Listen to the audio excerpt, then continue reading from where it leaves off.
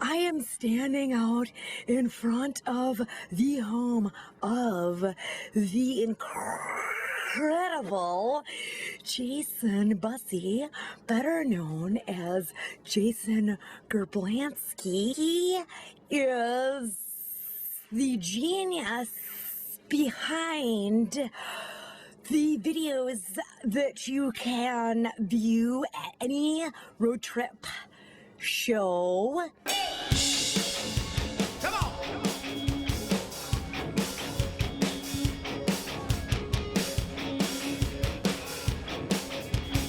Uno, dos, tres, Kentucky! Yeah! Here we go, Wisconsin live in the round tonight! Everybody! Come on! Lights go down, it's dark.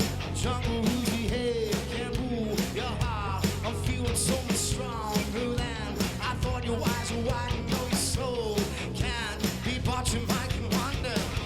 Hello, hello. Hola. That place gone vertigo. Don't stop. Everything I wish you didn't know. You were not something I can feel and feel. I would like to introduce you to one of the cats of the house. Just to cough on me. You can see him going up the stairs. I'm sure that he will be assisting in the video production. Night is full of holes. Will rip my sky awake and go. They twinkle as the boys play rock and roll. They know that they can't dance. Listen, you know I can sell a beat. Ask me for the check. Go with crimson nail. Jesus rolling it. Only for the music. I am the music. Ooh, Bed City bound. You wanna go? Hello, hello. Hola. That place gone vertigo. Don't stop. Everything I wish you didn't know. You got something I can feel and feel. I am so excited to tell you that I am here with the mastermind Jason Bussey and his mastermind assistant Andy Welsh. They are in the video production room creating videos as we speak. It is the most I started working at like wonderful thing I've ever done in my career as a news broadcaster for Wisconsin Public Radio. Hello, hello. Hola. That place gone vertigo. Lights go down. All I know is you. Give me something. I can feel your love teaching me. Your love is teaching me now. How to kneel and kneel, yeah.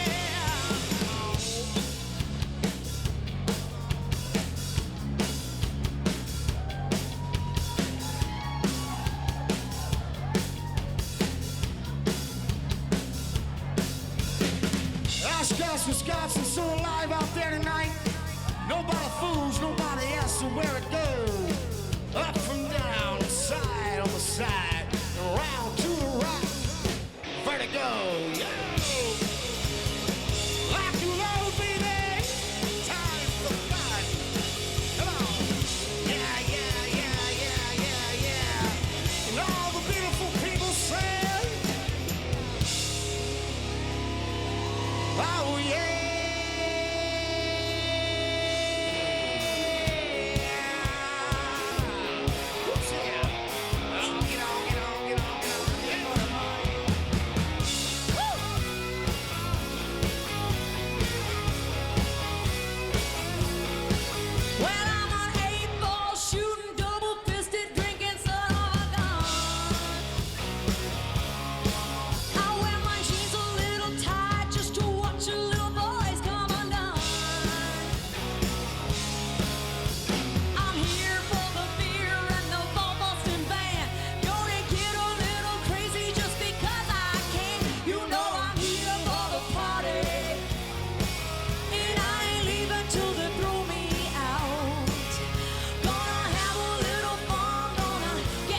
some. You know I'm here. I'm here for the party.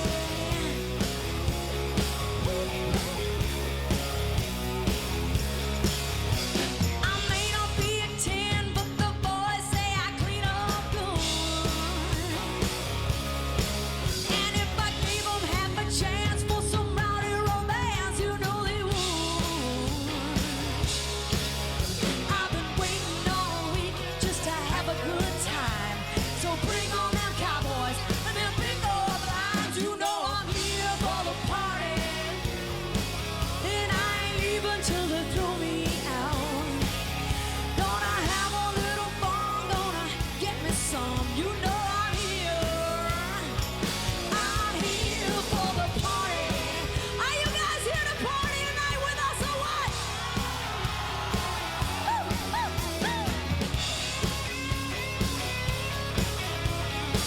Alright, here we go. Don't want no pumper, hooter, shooter, just some jack on the rocks. Don't mind me if I start that trashy talk. You know I'm here for the party, and I ain't leaving till they throw me out. Gonna have a little fun, gonna get me some. You know I'm here. You know I'm here for the party, and I ain't leaving till they throw me out. Gonna have a little fun, gonna get me some. You know I'm here. I'm here for the party. I'm here for the party, yeah. I'm here for the party, yeah. Everybody in Oshkosh, come on. You're here for the party, yeah.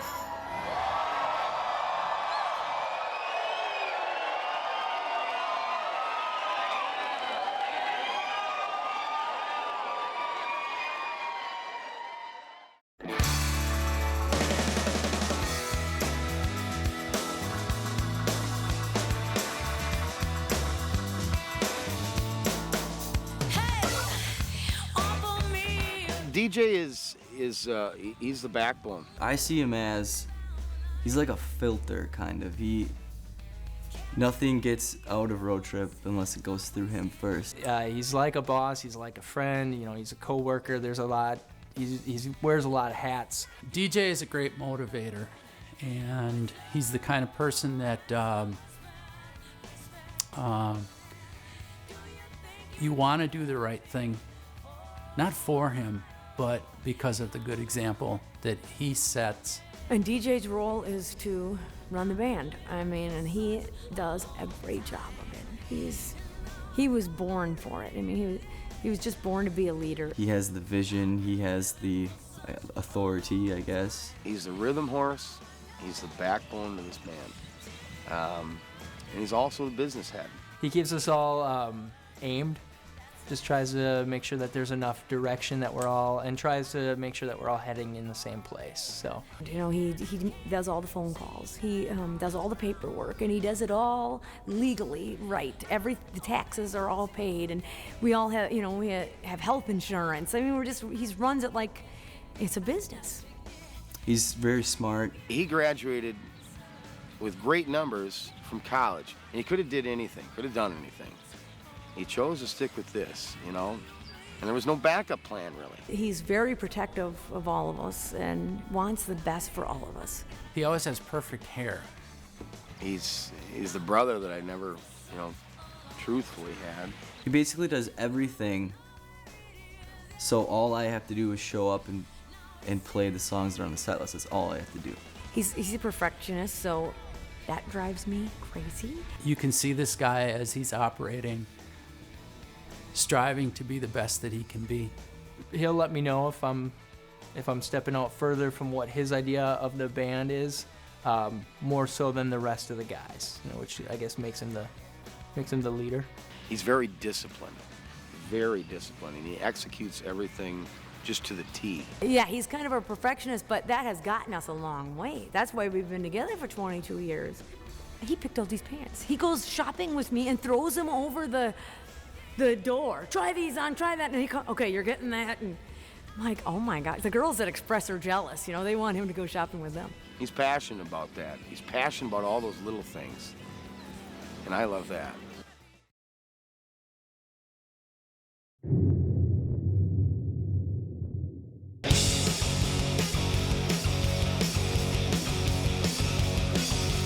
Jason is really an artist, like through and through, from head to toe.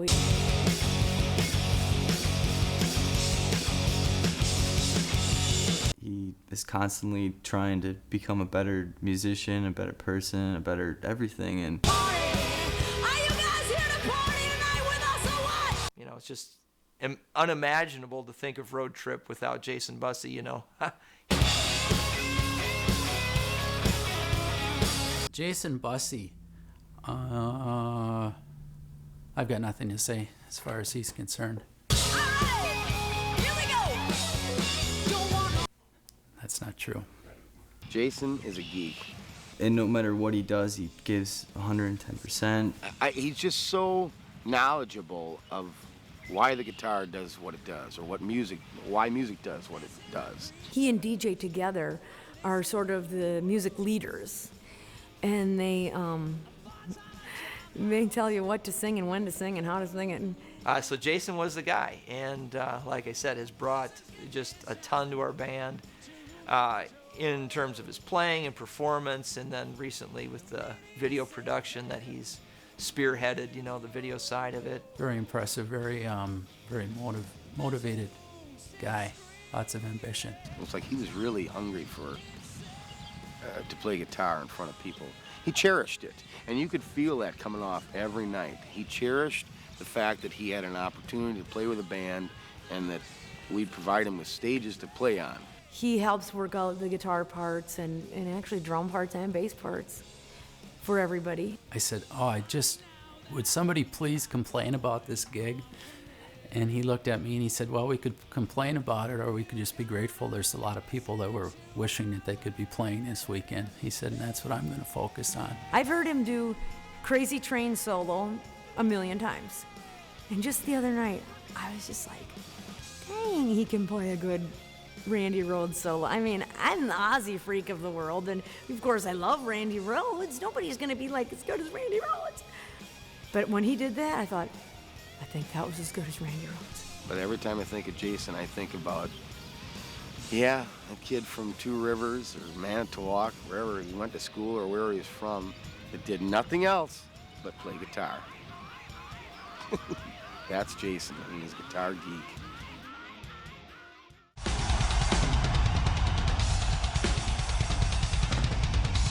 Andy is the drummer now, and he was very quiet for a long time, and he's starting to get a voice now.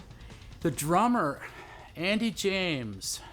Well, there's a rumor going around that he's my son. Very, very good drummer. You know, we auditioned a lot of drummers that day that we had actually people lined up out the door. There's really no proof of that. This was one unbelievable drummer after another. Then here's little tiny Andy, who was 18 years old at the time. He was awfully young at the time. He was only 18. So I think he's, growing up as a person, and you can even tell that as you mature as a person, it affects your playing, and you can hear that in Andy. He is a really good drummer. Yeah, I'm married to his mom, and I have been for a long time, but there's no true evidence that he's actually my son. His drum playing and his drum style is the complete opposite of his personality. He's watched drum corps since he was, probably 5 years old. So he has a hard time holding onto the stick for more than 5 seconds. So he's always, he's hitting the cymbal here. By the time he gets back to the floor tom, the stick has done a 360 in the air. So he is so laid back and so cool. And I would say that I am so privileged just to be, in the band with him. And, anytime that he even chooses to hang out with me for any amount of time is just very cool, and I'm so grateful for that. He never gets too high.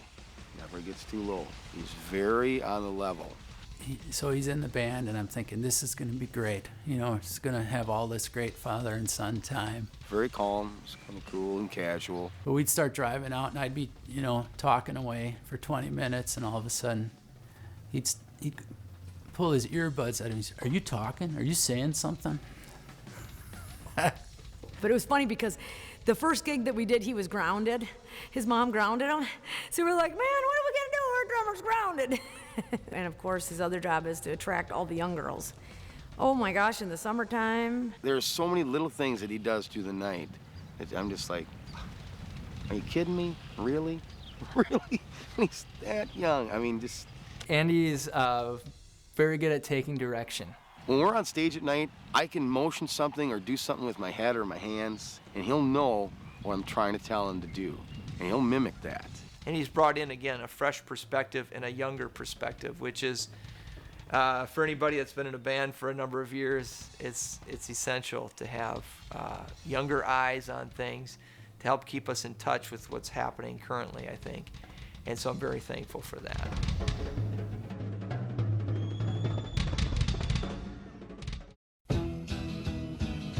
Flap is really funny, and he's really fun. He's a great guy, and we have a good time. He's our bass player.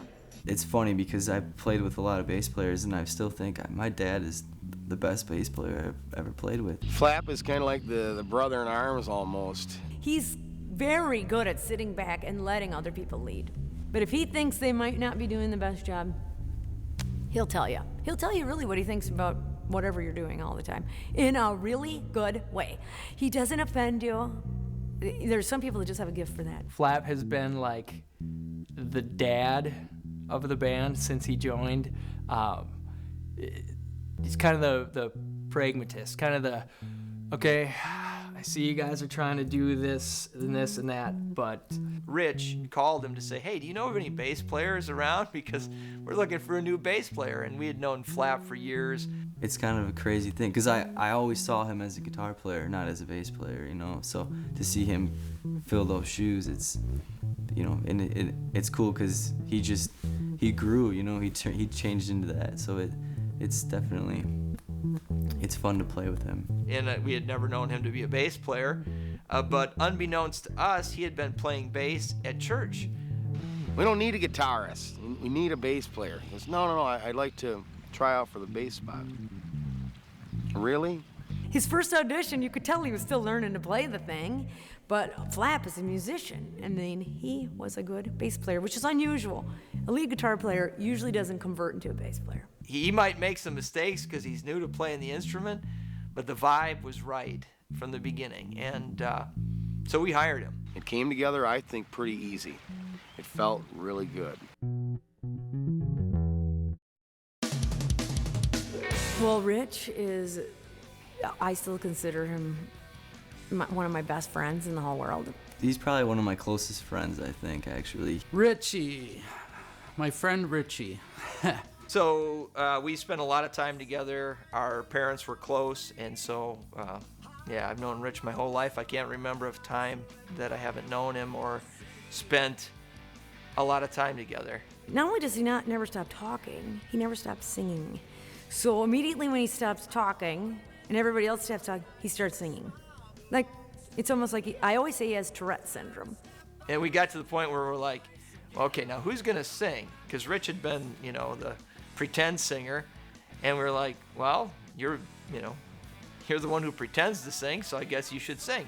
Especially when he goes to the bathroom. You can hear him in the bathroom just howling away.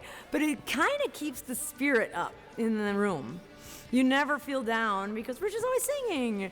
Rich, as a founding member, Rich has been a visionary for the band.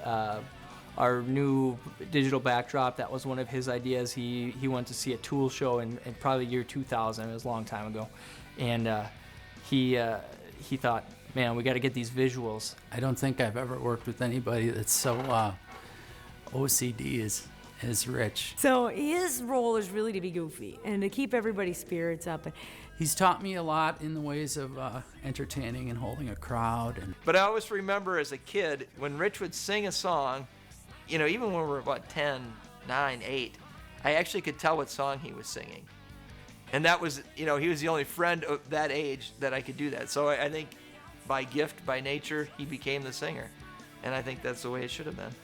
A lot of the segues, a lot of the ways that will change the arrangement from an original song will be an idea that Rich has. He's funny, that's obvious, but he's also one of the most caring people.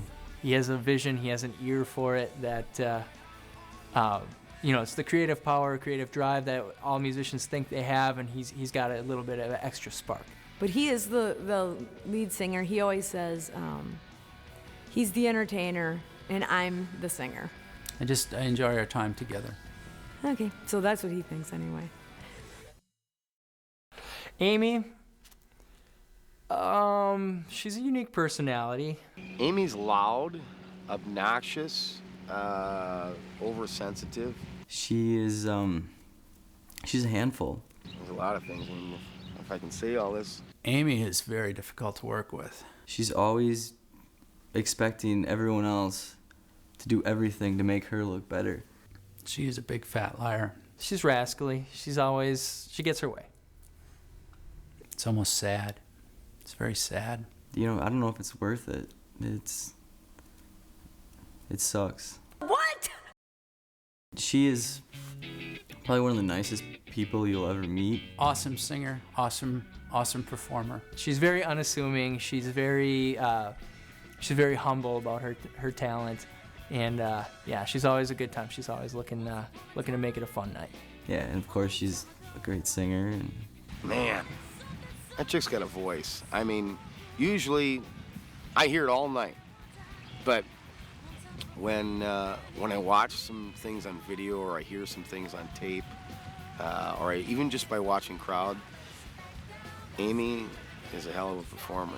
I like watching people as she sings something and they kind of bob their head or they kind of start to whisper to their friends or whatever, because I know that she's got them then. no matter who she talks to or who she interacts with, people will always walk away saying, Amy is, she's so bubbly, she's so awesome, she's so fun, and that's exactly who she is, She has this never-ending energy. I don't know where she gets it from, And we get on stage and she brings it every night. Amy's a doll. When I went to try out for the band, they were idols of mine. So I was a bit starstruck, and I'm walking in the room, and here's Dennis Panic, and there's Scotty Meyer, and there's somebody else is in the room playing right now who's kind of a beast, so it's a very intimidating environment. And Amy comes, it's January, Amy comes walking up, hey, you want some hot chocolate? Like, she's your friend, just from the get-go. She's a really good singer. And it's hard to not think of her good singing without thinking about how good the person is.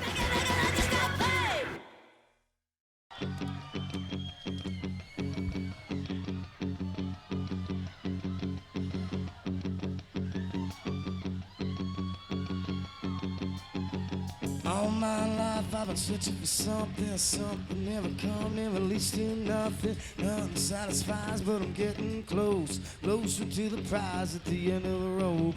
All night long I dream of a day when it comes around and it's taken away. Easy with the feeling that I feel the most, feeling come to life when I see your ghost. Wisconsin, are you ready?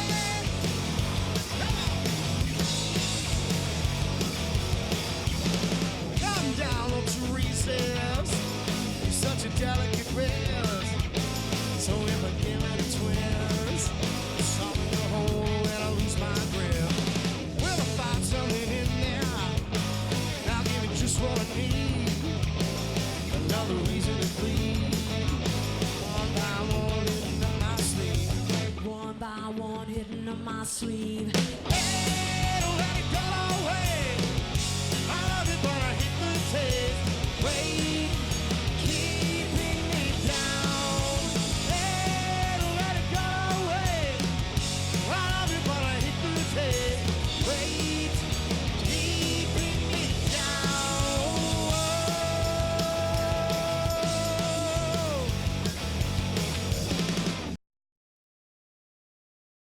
I started playing guitar when I was, I think, about 12 years old. I guess that would be, the early 80s. You had like the big Sears catalog or the J.C. Penney catalog. I don't know which one it was, but they had electric guitars in there, and I was like so thrilled about that. So I saved my money and bought an electric guitar, and that's when I started playing. I got my first drum set when I was in first grade, and I knew how to play it right away. I could play a straight beat. I knew the difference between a verse and a chorus. I knew that there were drum fills that separated them, and it just kind of grew from there, I guess. I started playing guitar about the time that Smoke on the Water came out, which was that was the Machine Head album, Deep Purple Machine Head album in 71, 72, something like that. I remember getting a guitar, learning how to go da da da da da da da. Started playing guitar when I was 13, so that was 1990. Got a cheap guitar from the music store in town because I was going to build one with my dad, because my dad was going to build a Les Paul and I was going to build a Strat, and we got so far into it and I realized I don't know what to do if I finish this thing. So he bought me a guitar and a book, and there was no turning back from there. They would have to, if they could have, they would have wired up a switch to just cut the power to my room to kill the lights, kill that guitar, go to sleep. My aunt and uncle had taken me to a mall in Beaver Dam, and I saw these break dancers, a group of them. They were called the Party Boys, I remember, from Milwaukee. And what they were doing was awesome. It was, I don't know, 1981 or so, and I liked that. And I wanted to learn how to do that. And I did. I got good at it. And when I was 5, we had a giant mirror in one of our bedrooms. I have a lot of sisters and brothers, so we had a big mirror, and we used to sing Captain and Tennille and all the old bands, Fleetwood Mac, and we had of course Boston's album, and I would learn all the lyrics. And Donna Summer's live album, I knew everything she said, even in between songs. I remember having like a 1968 SG, something that'd probably be very valuable right now. Of course, I wish I still had that. I don't have that anymore. Yeah, by the time I was 15, I had a PV5150 full stack in my bedroom and a wireless unit, because that's too much amp for a small room. So I would walk up and down the street with a wireless unit jamming. The neighbors were as big a losers as we were, so nobody called the cops. It wasn't a troublesome thing. I got over the fear of playing in front of people pretty quickly that way. I remember learning things along the way, but I don't remember learning the basics, and that just happened. It came out of me out of nowhere. It was a white Effector, I believe was the name of the guitar. And the reason it was called Effector is because on the bottom it had like these push buttons for different guitar effects like delay and distortion. It was built into the guitar. Now, I'm sure that all those effects sounded awful, but I thought it was cool that it had those buttons, and it was in the shape of a Gibson Explorer. Yeah, that's right. I would stand in front of the mirror, and not only would I sing, I would talk to the audience in between songs, like, this is what I'm doing. And I'd put on certain clothes, and one of my sisters would get so mad at me. She'd be like, you are so dumb. But I'm like, this is fun, though.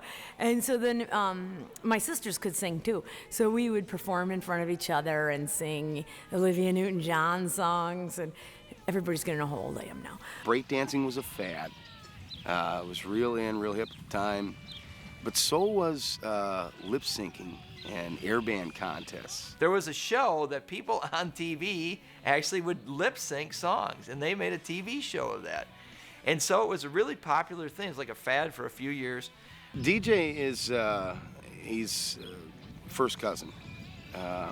His mom and my dad, our brother and sister. Rich would come over and a couple other friends from town, and we would be like, oh, you want to play band or whatever, how we said it. Yeah, cool. And so we put on our favorite tunes and get out, our little tennis rackets. And I just remember thinking to myself, this is like the most exciting thing I've ever done in my whole life.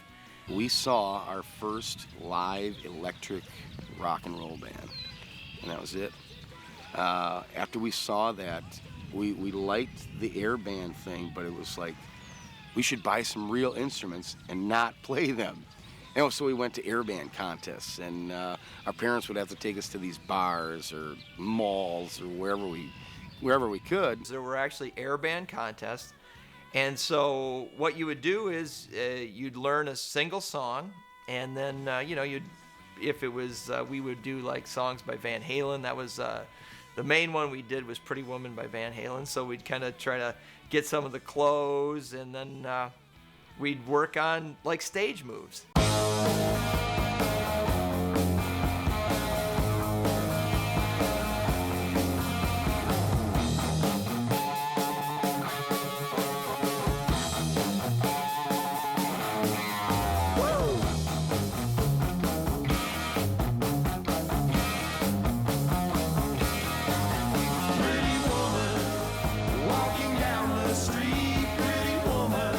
Practice for hours, just this one song. My mom and Rich's mom and another friend's mom, they would actually help us.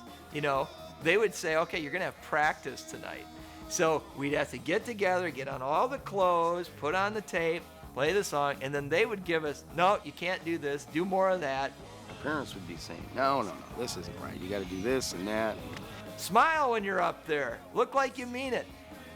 So they were actually teaching us to perform on stage, which, at the time I took it for granted. But now when I look back on it, I'm thinking, who in their right mind would want to sit there and watch their kids pretend to be playing a song? I mean, I am very thankful for that. It's influenced us today, no doubt. But that's how we actually, managed to win some of these contests we were in, because, we were being coached by people, and they did not give us the option of saying, I don't want to do that. If you'd ever met my mom, when she told you to do something, you did it. You didn't sit around and discuss it. So. They're very helpful. I mean, really determined. And that work ethic, to stay on something for so long and just drive it into you till you can't get it wrong, that's what we still do in Road Trip today. So I know exactly where that came from. These guys are all our heroes, so we had the rock magazines to have all, the pictures of what they were wearing, and then of course there were videos were coming out then too, so you could watch them move around. So we try to mimic some of the moves. So we were actually learning to perform on stage before we could play an instrument.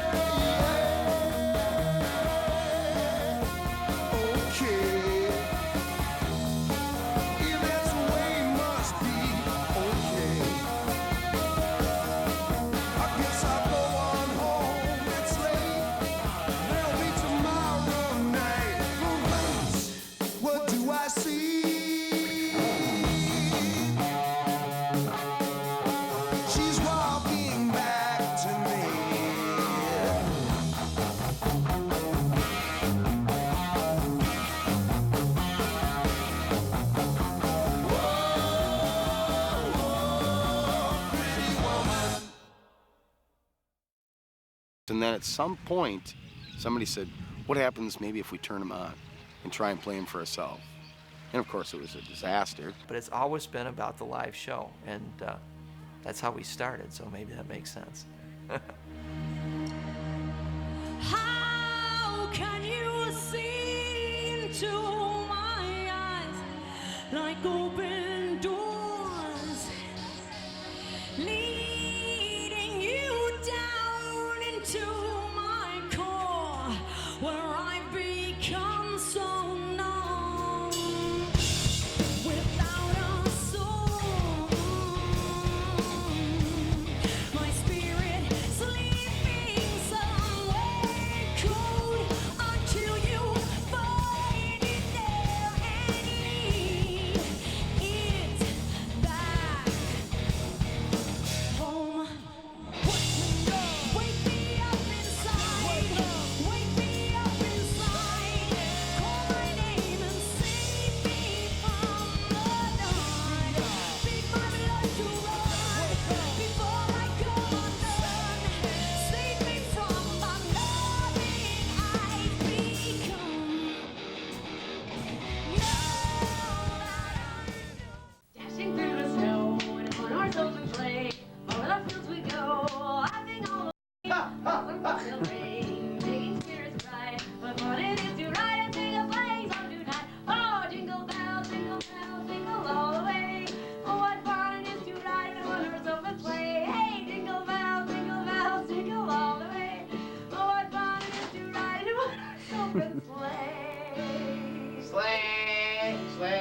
They'd have to be that cute, otherwise you'd kill them. Look at that.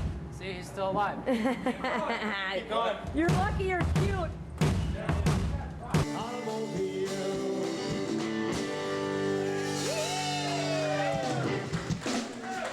Thank you. Yeah, play it again. Thank you so much, Julie. And see these people live because they're so good. And you know, we've had a million calls all day, Jonathan said, about you guys. So I know, and of course, looking at your schedule, I know you're one of the busiest bands in the state. It's good to get up on them a couple times, so for sure. I've been talking about this since 2001, ever since I saw the Tool show. Really? Yeah, it's bugging DJ and bugging DJ, or otherwise known in the gang as D-Ray.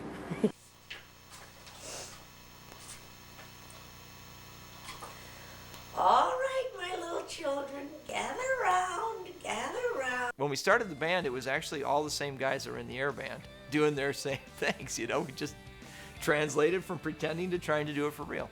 I remember that sometimes when we couldn't practice in somebody's house or garage, then we would just go down to the park in Kingston. I mean, you couldn't do that in a big city.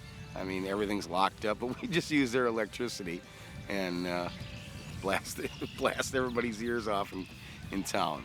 So we started talking about it, Rich and I did, and then we talked to Adrian, who had been in Bad Attitude, and he was up for it. So then we teamed up with a couple guys from our hometown area, Adrian's brother Irian, and a good friend of ours, Andy Hess. And Irian, Adrian's brother, played drums. And we all looked up to Irian because he was a little older and we'd heard so many great stories about how good of a drummer he was and everything. And it was kind of like, this is awesome. We're going to have Irian in the band. It was just a 4-piece, but when Adrian said, hey, I want to play guitar, we said, well, let's make it a 5-piece and get somebody to play bass. So it was really centered around the Kingston area, the Marquezine High School. And it seems like that's all we did was just practice and party together. So that was the beginnings of Road Trip. Chad Klink actually followed soon after that. He was a keyboardist. Ah, yes, here we have the Klinkster, Mr. Chad Klink. This picture, I think, was taken in 1993 or 4. It was at Sawdust Days in Oshkosh. And Chad was actually pretty well known for throwing so much flour or baby powder on his keyboards that it was just covered in this white soot at the end of the night. He said that it made his hands slide better. Strange character. Good drummer, nice guy. Just, it was the first time that I remember thinking that the band was going to elevate itself and kind of lifted us up a little bit. The name, yeah, all right. Well, I don't know about you, but in our neck of the woods, Road Trip, what that meant was you'd get a bunch of your buddies together. But it's just kind of one of those things. We did a lot of that. I mean, road tripping was going out, you were drinking and driving. In a case or two of beer, throw it in a car, and drive around and get totally drunk. And that's what Road Trip meant to us. That was the only meaning it ever had. I remember going through, tons and tons of names. And I think the name was actually Adrian's idea. no one really could think of one. And I was never big on Road Trip. Sorry, Adrian. And in that time especially, we were young and we enjoyed drinking and driving around on the backcountry roads where there were no police. And thank God we never got injured, never killed anyone, including ourselves. We were lucky. Yeah!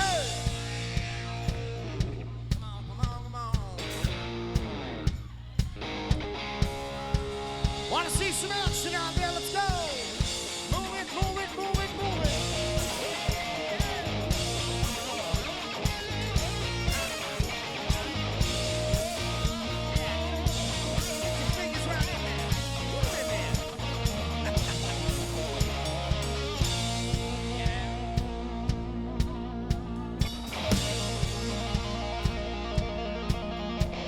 Oh, Black Betty, ram-a-lam, whoa, Black Betty, ram-a-lam, Black Betty got tired, bam-a-dam-a-dam thing, oh wow, bam-a-lam, send him running out of mile, bam-a-dam-a-dam thing, oh wow, bam-a-lam, whoa, Black Betty, ram-a-lam, said oh, Black Betty, ram-a-lam, come on, yeah. Turn it up real loud, Captain.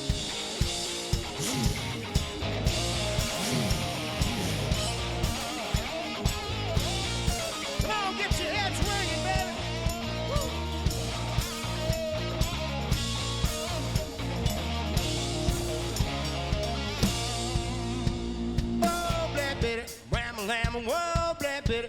Ram-a-lam's really getting me high. Bam-a-dam, me know that, no lie. Ram-a-lam, she's so rock did Ram-a-lam, and she's always ready. Ram-a-lam, whoa, black bitty. Ram-a-lam, I said, oh, black bitty. Ram-a-lam, oh. Ooh, yeah.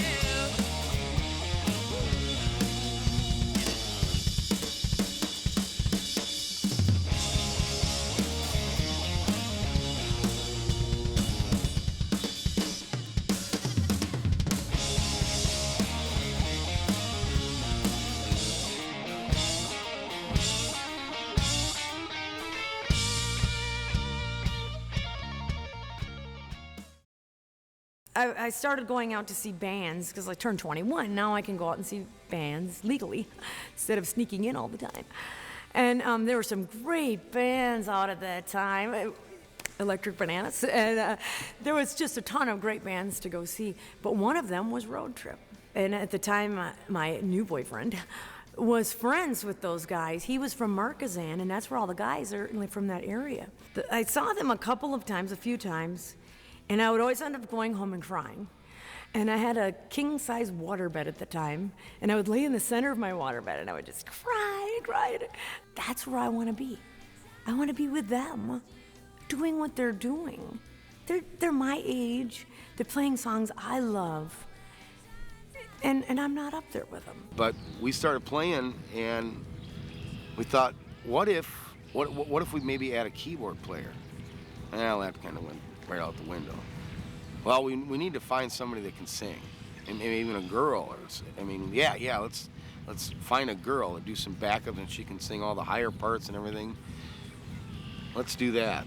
And one night, me and my girlfriend were gonna go out. She went over to the Bees and was hanging out there, and so I'm gonna go over there, and the place was jam-packed.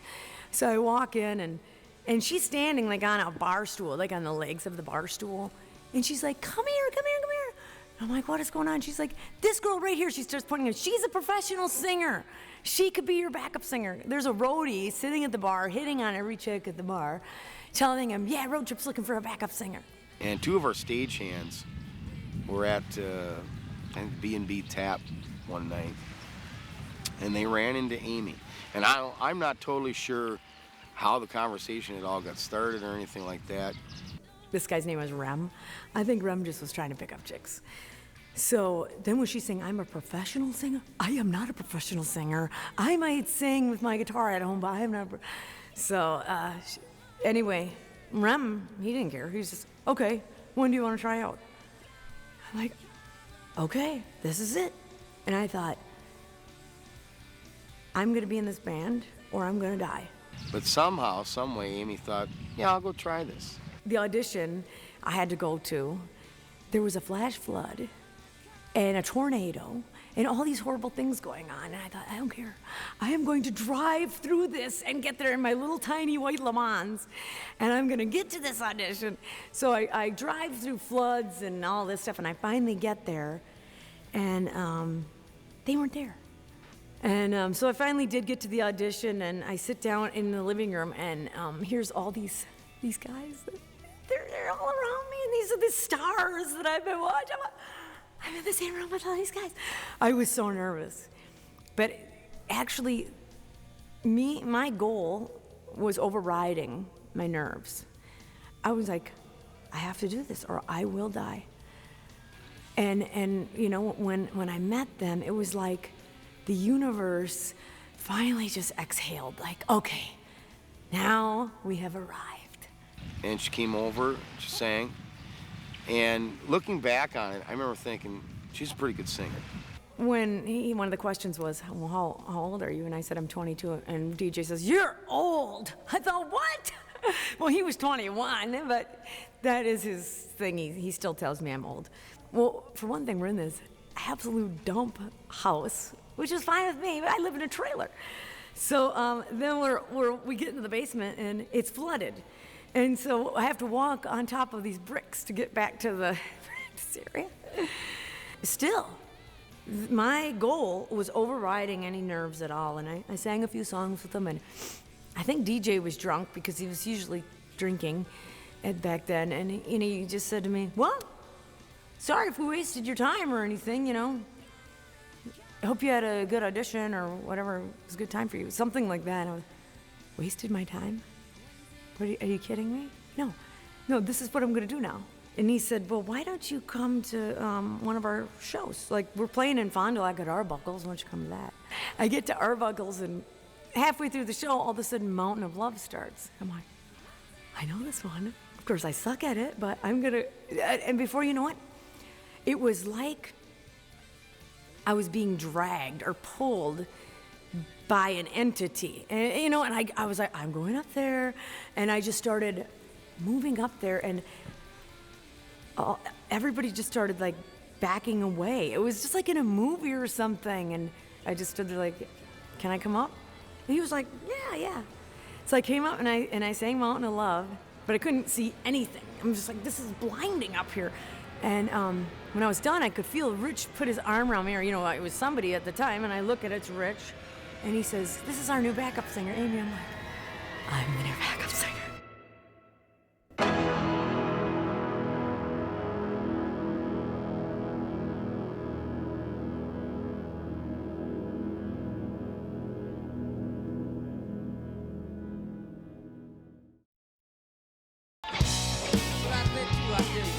If you were thinking about dancing, now is your chance. What you want, baby, I got what you need. Well, you know I got it. All I'm asking is all the respect when you get old. Hey, baby, when you get old, if it's I ain't gonna do you wrong. Why you gone? Ain't gonna do you wrong, 'cause I don't love you. All I'm asking is for the respect when you get home. Baby, when you get home. That's what I'm talking about. I'm about to give you. Oh,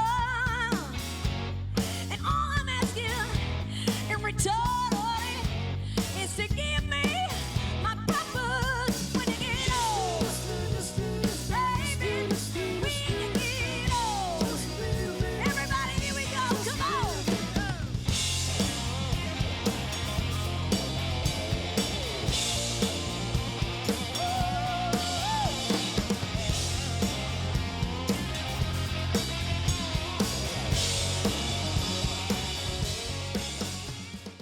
I remember that when she'd started, it was just like, okay, you're gonna sing the backups and maybe have a couple songs. I don't know how long it was. Yeah, she started by singing background vocals only, and I probably several months. And she didn't. At first, she didn't come to every show. Her and DJ had learned Bobby McGee. We had the idea to have her sing a lead on a song. So I sang Me and Bobby McGee, and basically got a standing ovation. I mean, the crowd was silent while I sang it. And when I was done, they just screamed and hollered and cheered and went out of their minds nuts. And the place, I mean, just went bananas. I mean, she sounded really good.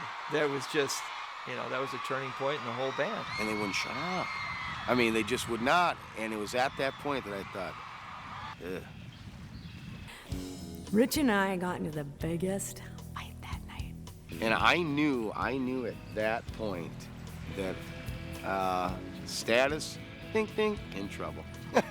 I mean, she did a great job, but I just didn't know how I felt about it really, or how I fit in with all this. Again, I spent a lot of my life just thinking solely of me, and that was it. So we go to this after-bar party, and they had a sheet cake for us. And I honestly don't remember who started it. Well, it started with him. He was being a little snot, and he threw some of it at me. But I remember that one of us put cake in the other's hair, maybe a little bit on the face. And from that little thing that started, all of a sudden it blew up into a whole...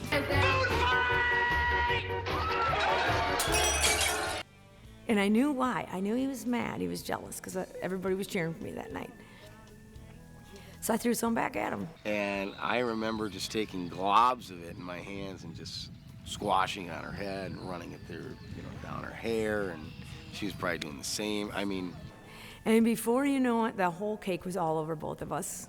And we were like yelling at each other and yelling so much that I ran into the bathroom. I was mad at him, and he comes chasing after me and slams the door. Here we're at a party. There's like a bazillion people out there drunk. Now we're locked in the bathroom. You know how many people need to go to the bathroom at a party? A lot. And all we hear is banging on the door. We're like, just go away. So we start washing it out of each other's hair and off each other's face and talking about it. I was jealous. I was really jealous of her voice, and she was doing really well in every way, shape, and form.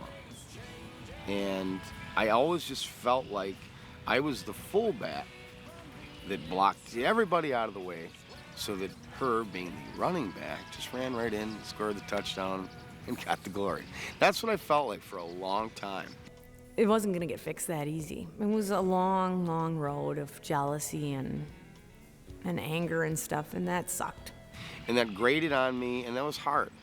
Because at the same time, too, this was something new. People weren't really expecting this, and they were just gaga about it. And I was hearing about it all the time. I get to go to the band meeting, and I'm like, well, I'm quitting. And I thought, oh, they're all going to be so happy to hear this. Because I figured they all felt the way Rich did. They wanted me out. How do you like this girl, but yet she drives you mad because she's so much better than you? At least that's how I thought at that time. I found another band. And DJ was like, you're not quitting. I'm like, why would you, what? Of course I'm quitting. Yeah, I got a different band going. And I think she might have even said, I need to sing more songs or I'm going to, get into a different band. I need to sing lead on more songs. And what will it take for you to not leave our band? And I was singing like Me and Bobby McGee and Somebody to Love and maybe White Rabbit, like 3 songs. And I'm like, what do you mean what would it take for me to not leave? And so I never thought about that, And well, I'd at least want to sing 10 songs. I don't know how the meeting all went. I just remember that in the end we decided, okay, that's fine. We'll pick a few more songs for you. I don't want to just be the backup singer. I want to actually sing. And then Rich, are you kidding me? 10 songs is going to lead to 20 songs. Pretty soon you're going to be singing half the night. No, we don't want that to happen. And DJ was like, done. 10 songs. You're going to do 10 songs. That was the beginning of becoming a band with 2 lead singers. Sometimes there was a chip on my shoulder for how good she was and what she had become. Which was, not always the easiest, obviously, for Rich, I think, because he'd always been the singer, so I think that was hard for him, and I appreciate that. I didn't think about it that much at the time, it just sort of was a natural progression, but I think that took a lot of adjustment on his part, and eventually we kind of got to a point where she was singing half the night and he was singing half the night. And that's how we've been doing it, it's got to be 15 years now or so, a long time.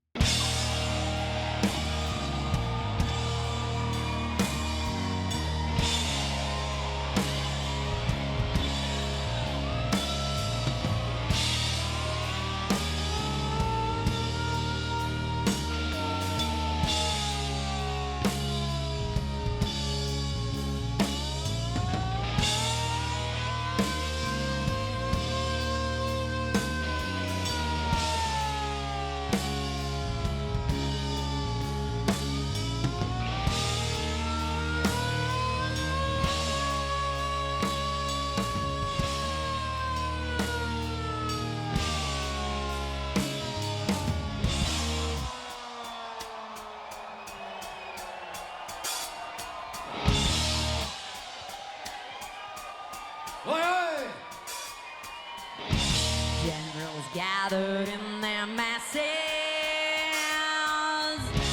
Just like witches at black masses. evil minds that plot destruction. Sorcerer of death's construction. In the fields, the bodies burning. As the war machine keeps turning. Death and hatred to mankind. Poisoning your brain was mine. Oh Lord, yeah.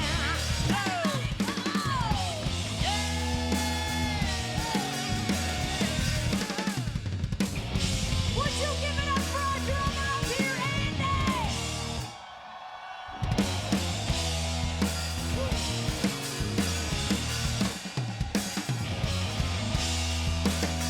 Right there. On rhythm guitar, we've got DJ Tony.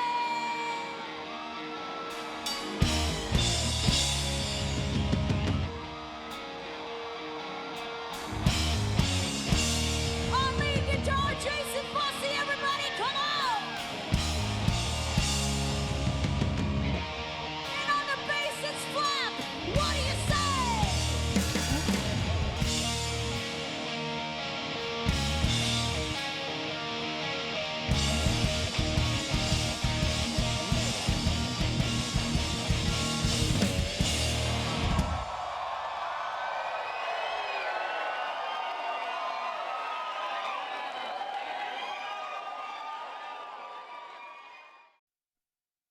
And you know those live shows are an important place to start. Tonight, Eyewitness News reporter Tammy Miller continues her special report on an Oshkosh band that's trying to take a road trip to the top.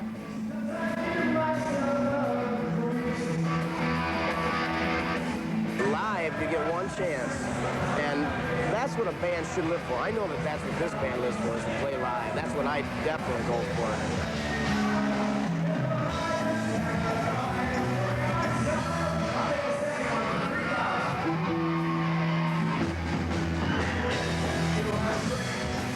I love to play out. It's a great feeling because there's so much intensity. Road Trip tries to generate that feeling at each of its 120 live shows during the year.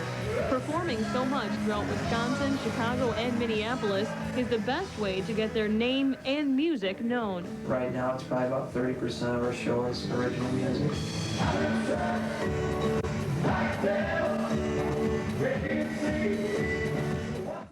I was single. And being single wasn't good when you're hanging out with a bunch of band guys. The rule was no dating anybody in the band now, because that was just making problems. But I unfortunately started having a thing for DJ, which wasn't good. When Amy joined the band, we had a discussion and we had decided collectively that there would be no fraternization. You know, corporations have policies against that. And then one day at practice, he had drank 2 bottles of wine and he was completely drunk. And he gave me a big hug and he was like, "You're such a great person." And somebody said something to me. He said, "Don't pick on her." I'm like, he just stuck up for me. All of a sudden, I was just attracted to her and vice versa. Like, you know, it came out of nowhere, honestly. I'm just like Elaine from Seinfeld, you know, that's all I need. And I was like, well, he's kind of wonderful. So I was beginning to think about, you know, I'm looking for a serious girlfriend that could maybe be my wife. And when I started, you know, falling for Amy, that's the way I looked at her. Like she would be somebody I could actually marry. So I thought that right from the beginning. Pretty much the whole band was mad at me. And one day they had like a intervention kind of a deal. So Ken Freund said, "You guys need to break up," to DJ and I. We were like, are you totally serious right now? Because we would rather leave the band than break up. So like, those are your choices.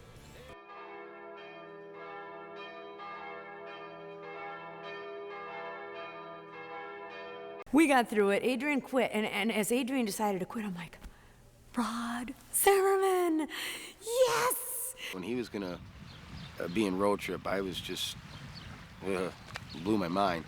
Because I was very intimidated by him. You know, I knew that this guy had a voice. And I mean, I'd seen him sing everything. And I mean, and it just blew me away. I knew right when I heard him, you know, this is the best guy singer I've heard in the state of Wisconsin. Free and on my own, yeah. That's the way since I met you, baby, your love's got a hold on me, baby. Ooh, it's got a hold on me, baby. Yeah, I just can't let go, yeah. But when Rod joined the band, he brought in a vocal ability, really that is second to none. When Rod sings songs that he likes, that are in his range, there aren't better singers around. I mean, he can really deliver on certain songs, and so we were all excited to get him in the group. Pickle left. Pickle was so cute. He walks into practice, sits down in the chair. He was always wearing cowboy boots. He crosses his arms, goes, I quit. Got up and walked out. We were like, wow, that was the coolest way to ever quit. I mean, it was like no conversation. And then Riley quit, our drummer at that time quit. Keith Shaw. He was a drummer that replaced, what was he? Oh, Robin. He replaced Robin, and I don't remember how long that Keith played with us, but it was for some time. Good drummer, and he started out running sound for us before that, and then became our drummer, and then he kind of went back to running sound somehow. So then we got Dave Geschke to replace Pickle. Dave Geschke was a dream from day one. To me, he was. I just loved him. I'd like to say thanks to Uncle Cletus for giving me the gout. Dave brought a new energy into the band that was, we were needing, and a good kick in the pants. He was a real firecracker and a fun guy to play with. So we brought him in and auditioned him, and then we're like, hey, you want to help us find a drummer? And he's like, yeah, sure. So he came to a few of the drummer auditions, and in the process of the auditions, we ended up hiring Jason Van Ryzen to play drums with us. And then Jason Van Ryzen, left. Billy Friday came in, and he has a charm to him, He sits down behind the drums. He played for about 10 seconds, and we were like, this guy is awesome. Me and Rich, we just looked at each other and went, oh, we can feel it. He's great. And Billy Friday became our drummer. And we started writing music together. And then, Rich and I were still kind of fighting. And I'm like, why do you hate me? And he was like, I don't hate you. And I'm like, well, it really seems like it. You're always mad at me all the time. And he's like, I don't hate you. I don't know why you think that. And from that day forward, we were best friends, inseparable. I just couldn't believe the relationship that we had. So I sold my trailer and I moved in with all the guys. The road trip house. Well, I told you back in the day, we used to like to drink and party quite a bit. And so when we all moved in together, that became a space where people would come for after-bar parties, especially when we played in town or, let's say, within a half an hour of town. We would invite folks back to the house after the show, so we'd get back. We had our own sound and light system, so we had to tear it all down. So let's say, 3:30 in the morning or so, we'd start the party at the road trip house. And we had parties there continuously. Because we all lived together, we could just practice whenever we wanted, and we had a little recording studio set up so we could, write songs and tweak songs, and we had our favorite shows we would watch every week and just be hanging out together, and there was always some tangled mess going on. Some of those stories, I think, I don't want to share the details on, but let's say I did enough things during those times that I regret that I don't need to air anybody else's dirty laundry. And I think maybe April of 2004, Billy couldn't play anymore. I remember we played at a place called Sluggers in Appleton, and when that night was done, that was a Saturday night, Billy called on Monday and said that he couldn't do this anymore. And we had to find somebody fast, and the first guy that really came to mind was a guy named Glenn Schrader. And Dave knew him from another band that we'd played some shows with and stuff. Some of us had never seen him, but Dave felt real confident on him, real comfortable with him. Yeah, so then, Rod was with us, and he was only with us for a short time. it was hard for him to commit to one thing. But we had a lot of fun together, and again, Rod brought a fresh air into the band. So he left, and we got Matt Emmer. And Matt was just, oh gosh, he was in college at the time, and I remember he liked to skateboard, and so that was it's kind of a different person from where we were at the time. But he was younger than us, and so we thought we'd bring him along and show him the ropes, I guess. Ladies and gentlemen, we're going to take you back in time, all the way to 1965. See how there's no girls around this guy right here. All right, here we go. Come on, everybody. I need you to come on, come on, come on, come on. Didn't I make you feel like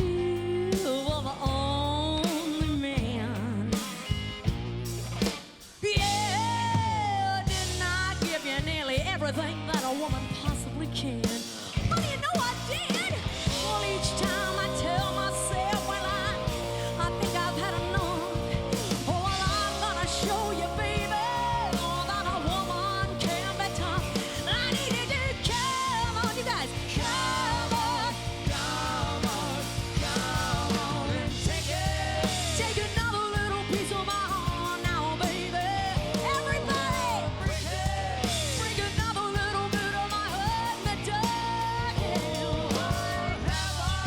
Have another little piece of my heart now, baby. Yeah. Well, you know you got it if it makes you feel good. Yes, it did. Yes, it did.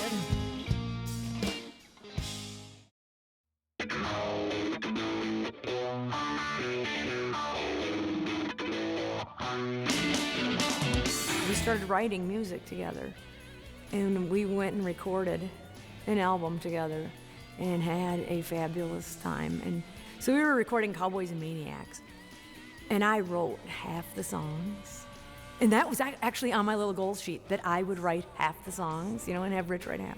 We did that down in Madison at a studio called Sleepless Nights. And that was our first time of really multi-tracking and really being serious about all the little details.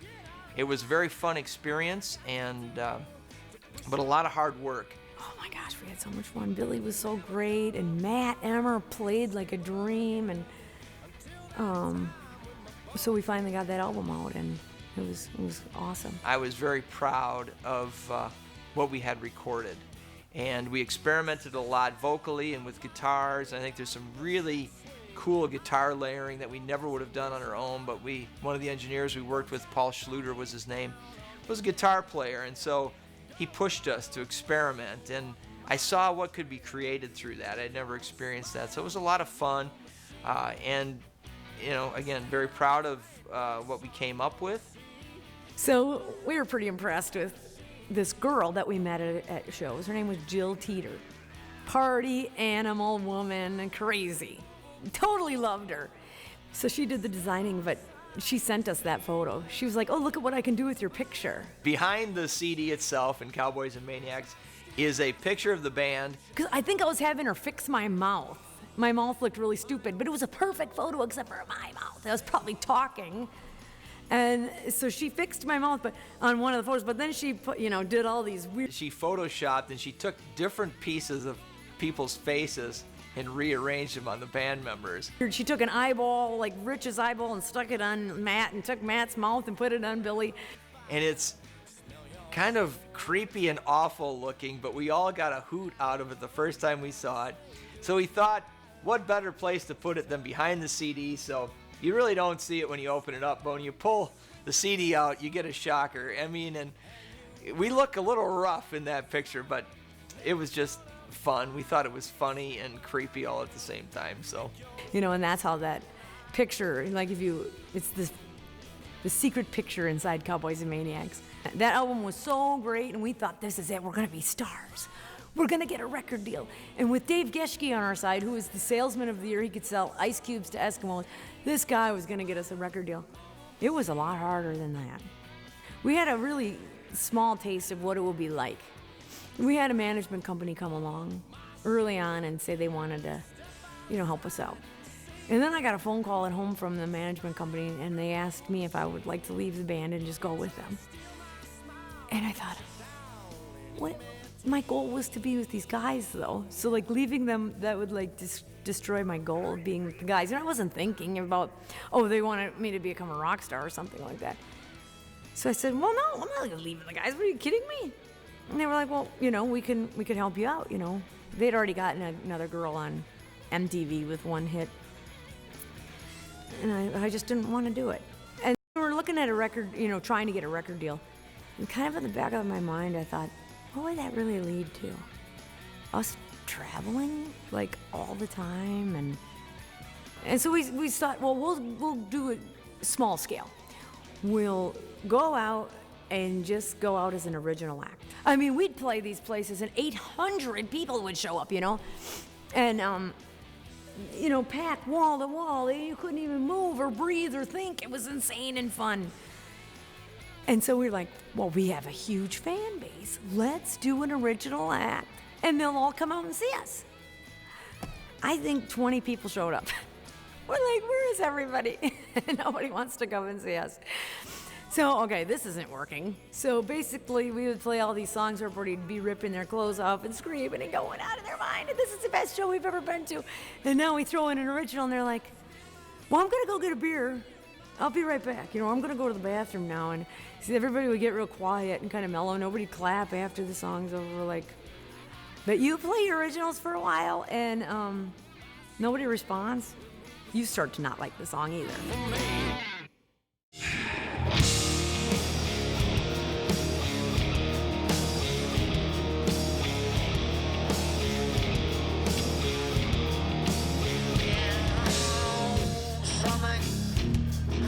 Change, undeniable dilemma. All of the style of good, and they watch it down. The constant, no stimulation, no see.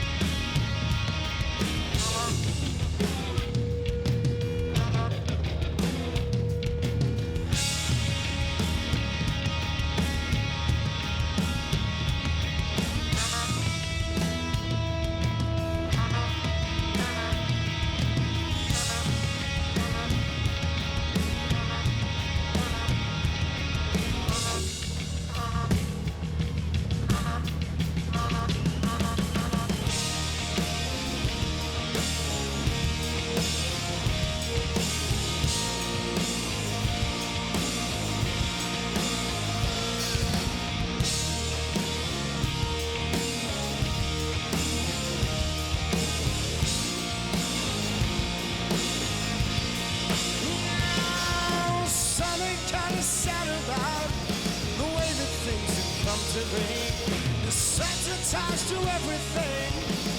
What became subtlety?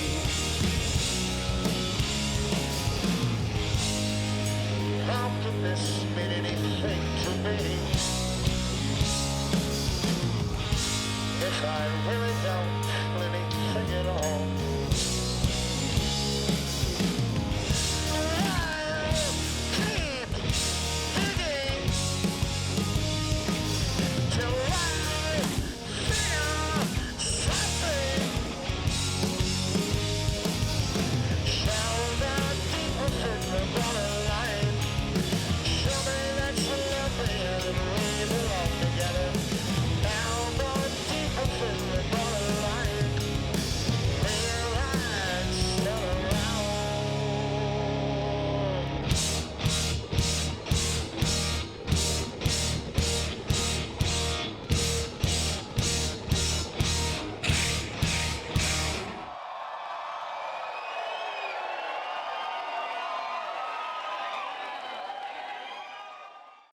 What do I look forward to? I look forward to playing on Friday.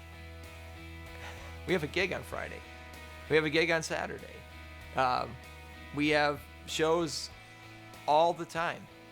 I look forward to getting every night is a new opportunity. It's also a new challenge. And, you know, every night that we play matters to me because the people that come out to see us matter to me. My job is to make believers out of everybody and what we're doing. Wherever we're at, that's the place to be. That's the greatest thing. What we're going to play tonight, this is the greatest music you'll ever hear. People come out to our shows just like they go anywhere with a lot of heavy burdens and a lot of sorrow. You know, life is hard, and the people that come to see us are going through tough times. At that age, you know, you're in your early 20s, a lot of people are confused and they don't know what they want from life, and it's an easy way to escape any of those problems and any of that feeling, any of that self-doubt even. And it has transitioned from that to a point where we are seeing that in the crowd and we are trying to help them. We are trying to take them out of it. As I have gotten older and God has become a bigger part of my life, I actually think about people more than I used to, and I care about them more. Our fans they're important, you know, and there are a lot of them, and it's awesome. It's a good trade-off between the two. So the idea that we go about it with you know, gratitude on our hearts. I have to believe that people still would want something that's a little bit more, you know, wrap themselves up in it. Something that kind of touches them in the soul. It's one thing to find a group of people that can get along. It's another to find a group of people who get along and they have a shared vision. To sing in front of people and to have them be moved by what I am doing as a part of the band, I'm fulfilled by that. I don't need all the glitz and glam behind it. I really don't. You know, music speaks to me that way. If you tell me all there is to this world is what I can touch and taste and see, when I hear a song, I know that you're full of it. Raise your glass, everybody. Put it in the air.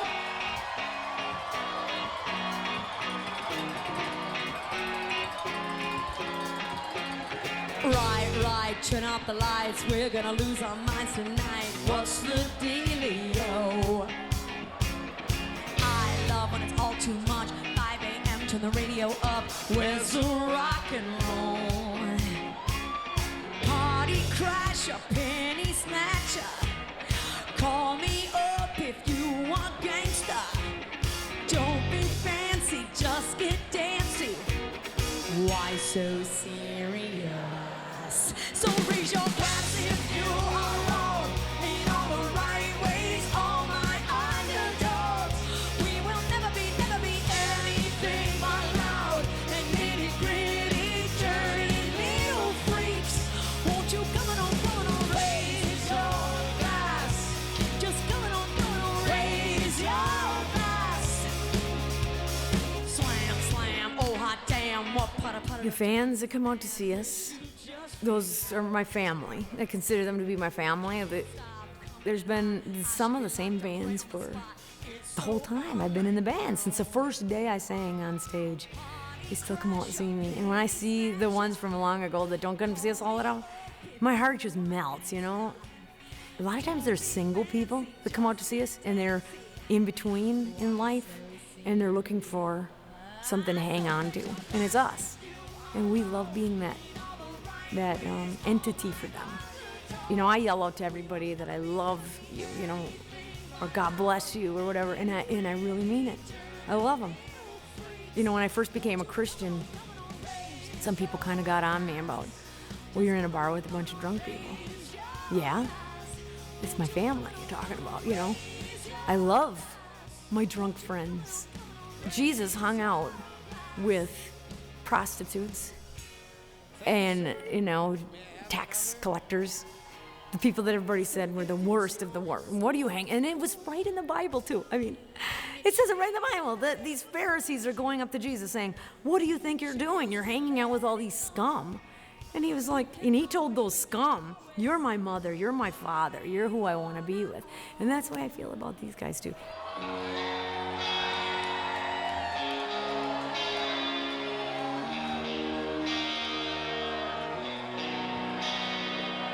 Pretty, pretty please, don't you ever feel like you're nothing.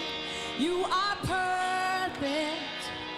Pretty, pretty please, if you ever feel like you're nothing, you are perfect to me. You know what? You guys are perfect, and we love you exactly the way that you are. God bless you guys. Yeah, I appreciate them. Without them, it would be really boring, you know, to sit there and sing to myself, yay, wow, I'm really having a great time. So if anybody doesn't appreciate their fans, that's ridiculous. Everybody knows I'm addicted to chocolate. So I get lots of chocolate, cookies. Some people just hand me money. Like, they're just like, here's some money, like $1, you know. One guy brought me a huge bottle of Jack Daniels. I don't know why, because I don't even drink Jack Daniels, but I thought that was really sweet. And that same guy painted me a painting, you know, huge painting of an eagle flying in the forest. Why did you bring, and he signed my name on it, you know, put my name on it, and then to Amy, thank you, and thank you for what? I'm just standing here singing. We love you guys.